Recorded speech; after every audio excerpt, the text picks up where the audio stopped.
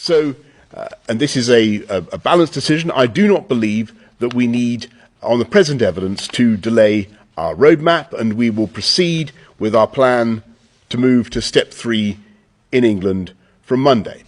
But I have to level with you that this new variant could pose a serious disruption to our progress and could make it more difficult to move to step 4 in June.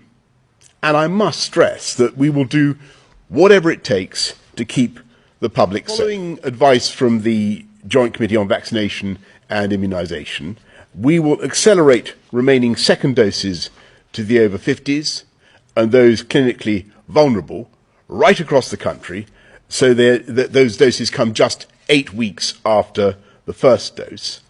And if you are in this group, the NHS will be in touch with you. We will also prioritise first doses for anyone eligible who has not yet come forwards, including the over 40s, and I urge anyone in those groups to come forward as soon as you can. At this stage, there is no evidence of increased cases translating into unmanageable pressures on the NHS, even in Bolton, and infections, deaths and hospitalisations nationally remain at their lowest levels since last summer. National security staff and defense staff has been in constant contact with their counterparts in the Middle East, not just with the Israelis, but also with everyone from the Egyptians to the Saudis to the Emiratis, etc. And I had a conversation with Bibi Netanyahu not too long ago. I'll be putting out a statement very shortly on that. My expectation and hope is that this will be closing down sooner than later. But Israel has a right to defend itself when you have thousands of rockets flying into your territory. But I had a conversation for a while with the Prime Minister of Israel, and I think that my hope is that we'll see this coming to conclusion sooner than later. Ask yourself, why won't he release his tax returns? And I think there may be a couple of reasons. First, maybe he's not as rich as he says he is. Second, maybe he's not as charitable as he claims to be. Third, we don't know all of his business dealings, but we have been told through investigative reporting that he owes about $650 million to Wall Street and foreign banks. Or maybe he doesn't want the American people, all of you watching tonight, to know that he's paid nothing in federal taxes, because the only years that anybody's ever seen were a couple of years when he had to turn them over to state authorities when he was trying to get a casino license, and they showed he didn't pay any federal income tax. So if he's paid zero, that means zero for troops, zero for vets, zero for schools or health. Retire Nancy Pelosi? Hell yeah. Do you want to end the socialism in this country? Win the House, 5 seats, the closest. This is the smallest majority the Democrats have had in 100 years. We could do it.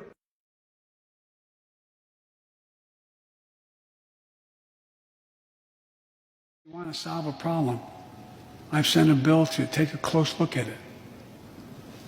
We also have to get at the root problem of why people are fleeing. And our families. And most importantly, we will live up. Most importantly, we will live up. Most importantly, we will live up to our character as a nation. That's exactly what we're talking about. Yeah. That's why we're here. Please use your executive order to halt deportation for all 11.5 undocumented immigrants in this country. Amid such tragedy, the state has an obligation to examine its actions as rigorously and as candidly as possible, and to learn every lesson for the future, which is why I have always said that when the time is right, there should be a full and independent inquiry. So, Mr. Speaker, I can confirm today that the government will establish an independent public inquiry on a statutory basis with full powers under the Inquiries Act of 2005, including the ability to compel the production of all relevant materials and take oral evidence in public under oath. In establishing the inquiry, we will work closely with the devolved administrations as we have done throughout our pandemic response. Then, on a related note, have you decided whether you are going to run for re-election in 2024? You haven't set up a re-election campaign yet, as your predecessor had by this time. My predecessor needed to. My predecessor. Oh, God, I miss him. Have you? No, the answer is yes. My plan is to run for re-election. That's my expectation. We will re-elect our president and principled Republican leaders across the land. And with President Donald Trump in the White House for 4 more years, and with God's help, we will make America great again. Again. Of course, we also want to work together on building back better from the pandemic, a slogan that I think that Joe has used several times. I think he may have nicked it from us, but I certainly nicked it from somewhere else. I think probably some UN disaster relief program. But we want to build back. Over the next 10 days, we get to see the machines that are crooked, the ballots that are fraudulent, and if we're wrong, we will be made fools of. But if we're right, a lot of them will go to jail. So, let's have trial by combat. Mr. Vice President, I'm speaking. I'm speaking.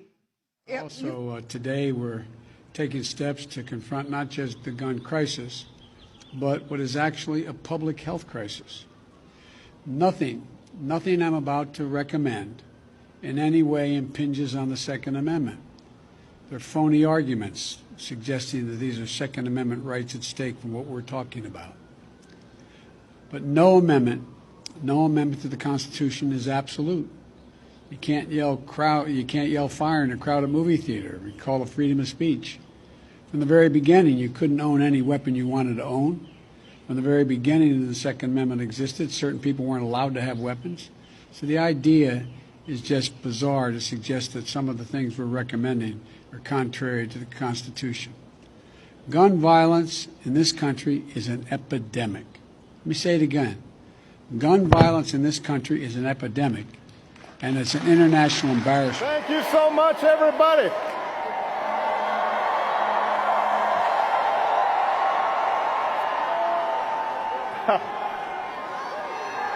I love you back.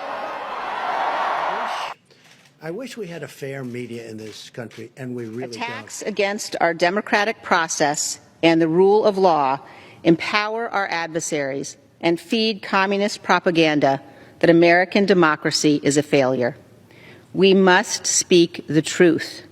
Our election was not stolen, and America has not failed. I will do everything I can to ensure that the former president never again gets anywhere near the Oval Office. We have seen the danger that he continues to provoke with his language. We have seen his lack of commitment and dedication to the Constitution, and I think it's very important that we make sure whomever we elect is somebody who will be faithful to the Constitution.